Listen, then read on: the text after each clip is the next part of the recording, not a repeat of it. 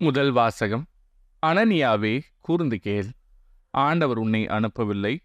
அப்படியிருந்தும் இம்மக்கள் பொய்யை நம்பும்படி நீ செய்து விட்டாய். இறைவாக்கினர் எரேமியா நூலிலிருந்து வாசகம். அதிகாரம் 28, இறைவசனங்கள் 1 முதல் 17 முடிய.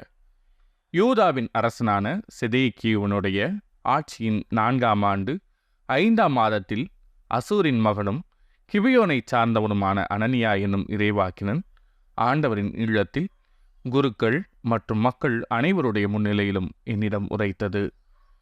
இஸ்ரேலின் கடவுளான படைகளின் ஆண்டவர் இவ்வாறு கூறுகிறார்: பாபிலோனிய மன்னனது நுகத்தை நான் முறித்தெறிந்து விட்டேன். பாபிலோனிய மன்னன் நேபுகத்நேசர் இவ்விடத்தினின்று கவர்ந்து பாபிலோனுக்கு எடுத்துச் சென்றுள்ள ஆண்டவரது இல்லத்தின் களங்கள் எல்லாவற்றையும் 2 ஆண்டு காலத்திற்குள் இவ்விடத்திற்கு திரும்ப கொண்டு வருவேன்.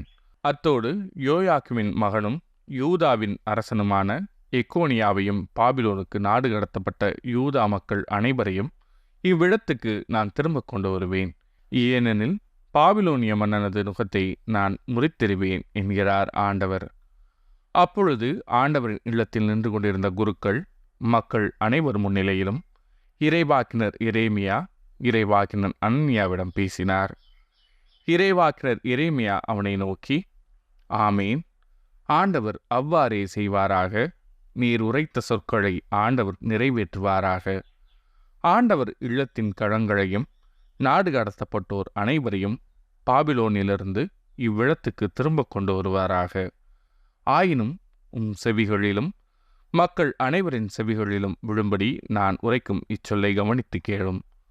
உமக்கும் எனக்கும் முன்பே பண்டைய நாடுகளில் வாழ்ந்த இறைவாக்கினர் பல நாடுகள் பேரரசுகளுக்கு எதிராக போர், துன்பம், கொள்ளை நோய் ஆகியவை பற்றி இறைவாக்கு உரைத்திருக்கின்றனர்.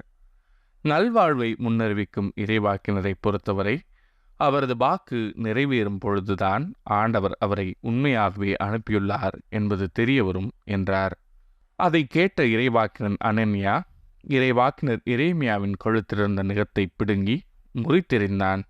மேலும் அனனியா எல்லா மக்கள் முன்னிலையிலும், ஆண்டவர் கூறுவது இதுவே: இவ்வாறே பாபிலோனிய மன்னன் நேபுகத்நேசரின் நுகத்தை இன்னும் 2 ஆண்டுகளில் மக்களினத்தார் அனைவருடைய கழுத்தினின்றும் பிடுங்கி முறித்தெறிவேன் என்றான். உடனே இறைவாக்கினர் எரேமியா அவ்விடம் விட்டு அகன்றார்.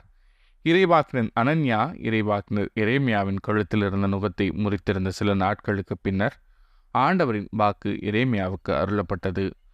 நீ போய் அனனியாவிடம் சொல், ஆண்டவர் கூறுவது இதுவே: நீ மரநுகத்தை முறித்திருந்தாய், அதற்கு பதிலாக இரும்பு நுகத்தை செய்து கொள்வாய். ஏனெனில் இஸ்ரேலின் கடவுளாகிய படைகளின் ஆண்டவர் கூறுகிறார்: இந்த மக்களினத்தார் அனைவரின் கழுத்தில் இரும்பு நுகத்தை வைத்துள்ளேன். ஆதலால் அவர்கள் பாபிலோனிய மன்னன் நேபுகத்நேசருக்கு அடிபணிந்து பணிவிடை செய்வார்கள். காட்டு விலங்குகளையும் அவனிடம் ஒப்புவித்திருக்கிறேன். அப்பொழுது இறைவாக்கினர் எரேமியா இறைவாக்கினர் அனனியாவிடம் கூறியது: அனனியாவே, கூர்ந்து கேள். ஆண்டவர் உன்னை அனுப்பவில்லை. அப்படியிருந்தும் இம்மக்கள் பொய்யை நம்பும்படி நீ செய்துவிட்டாய். எனவே ஆண்டவர் கூறுகிறார்: இதோ நான் இவ்வுலகினின்றே உன்னை அனுப்பி வைக்கப் போகிறேன். ஆண்டவருக்கு எதிராக மக்கள் கிளர்ச்சி செய்யுமாறு நீ போதித்ததால் இந்த ஆண்டிலேயே நீ சாவாய். அவ்வாறே அதே ஆண்டு 7ஆம் மாதத்தில் இறைவாக்கின் அனனியா மாண்டான். இது ஆண்டவரின் அருள்வாக்கு. இறைவா, உமக்கு நன்றி.